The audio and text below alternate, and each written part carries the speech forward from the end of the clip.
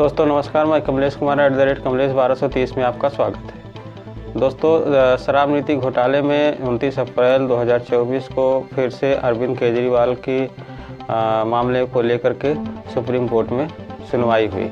दिल्ली शराब नीति केस में अरविंद केजरीवाल ने अपनी गिरफ्तारी के खिलाफ सुप्रीम कोर्ट में याचिका लगाई है। जस्टिस संजीव खन्ना और जस्टिस दीपांकर दत्ता की बेंच के मामले में सुनवाई हुई।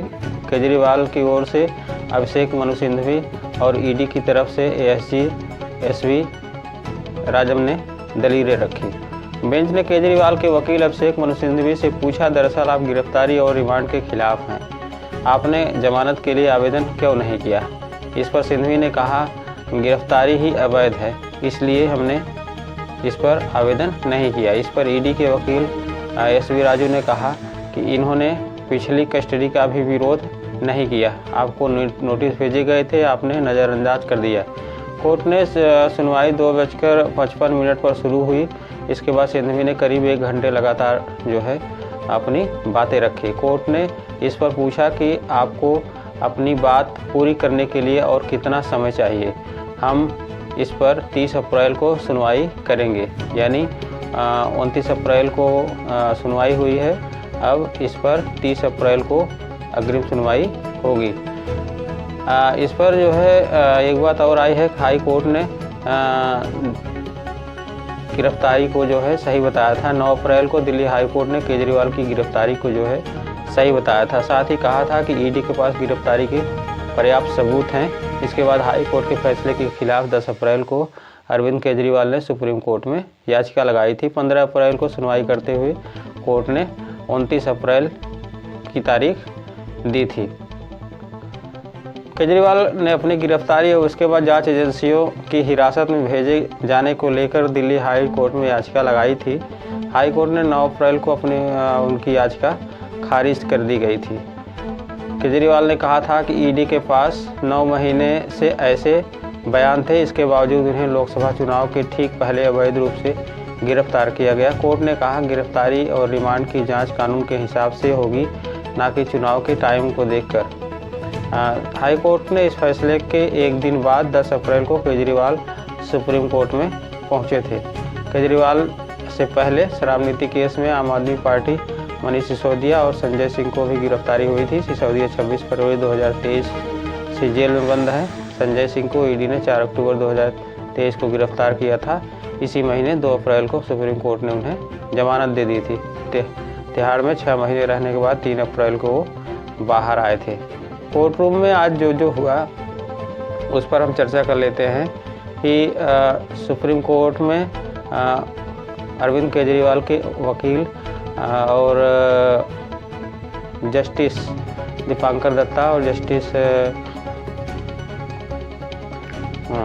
संजीव खन्ना की बेंच में आज क्या क्या हुआ उस पर थोड़ी चर्चा कर लेते हैं। अभिषेक मनु सिंघवी से जस्टिस खन्ना ने पूछा, आपने ट्रायल कोर्ट में जमानत के लिए आवेदन क्यों नहीं किया? इस पर सिंघवी ने कहा, हमने आवेदन किया था। तो सुप्रीम कोर्ट ने कहा, तो कोई जमानत आवेदन नहीं है, हाँ लेकिन आपके पास सारे अधिकार हैं। सुप्रीम कोर्ट ने कहा, हम ये नहीं पूछ रहे हैं कि क्यों नहीं किया, आपको आपके फैक्ट बता रहे हैं। हम दरअसल आप गिरफ्तारी और रिमांड के खिलाफ हैं।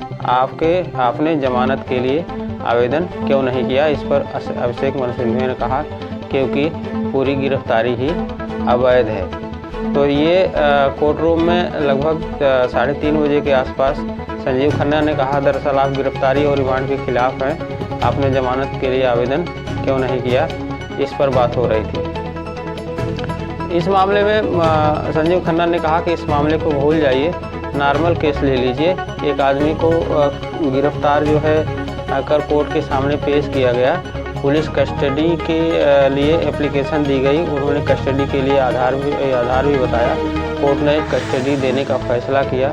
शुरुआत में जमानत के लिए जिन दस्तावेजों को जांचा जाता है वो पुलिस डायरी होती है और वो दस्तावेज जो तब तक इकट्ठा किए गए होते हैं। सिंघवी ने कहा कि यह परंपरागत बेल है, आप कृपया सेक्शन 19 देखिए। कोर्ट रूम से संजीव खन्ना ने कहा, हम समझ रहे हैं कि आप पीएमएलए के सेक्टर सेक्शन 19 पर फोकस कर रहे हैं। कड़ी परीक्षा है, देखते हैं कि विजय मदन लाल चौधरी का फैसला क्या कहता है। सिंघवी ने कहा, लेकिन ध्यान रखिए कि केजरीवाल आरोपी नहीं है। 24 मार्च तक उन्होंने यही कहा था कि मैं ना तो आरोपी हूँ ना ही संदिग्ध हूँ। कुछ बयानों की अफवाह थी जो राघव शरद रेड्डी इलेक्टोरल वार्ड का नाम सामने आया, पिता ने भाजपा ज्वाइन कर ली थी।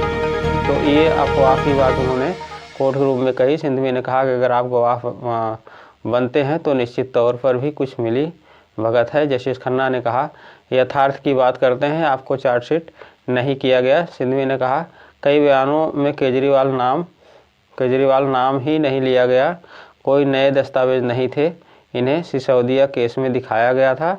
केजरीवाल को अब अरेस्ट किया गया है। अब क्या नया था? सेक्शन 50 के तहत बयान दर्ज किए गए, इनमें मेरा नाम नहीं था, सिर्फ एक को छोड़ करके BSR रेड्डी जिसने इलेक्टोरल बॉन्ड खरीदे उसने 17 बयान दिए थे। उसने अप्रैल में मेरा नाम लिया था। शरद रेड्डी ने अपने 9 बयानों में मेरा नाम नहीं लिया था। मेरा नाम विश्वास न करने वाले दस्तावेज में डाल दिया गया। इन्होंने अपने हिसाब से चयन किया।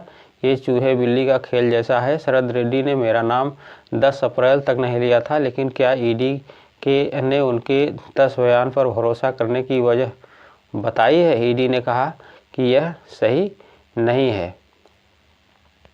आगे बहस में सिंघवी ने कहा, मैं तारीख बता सकता हूँ, 9वें बयान को नज़रअंदाज कर दिया गया, 10वें को देखा।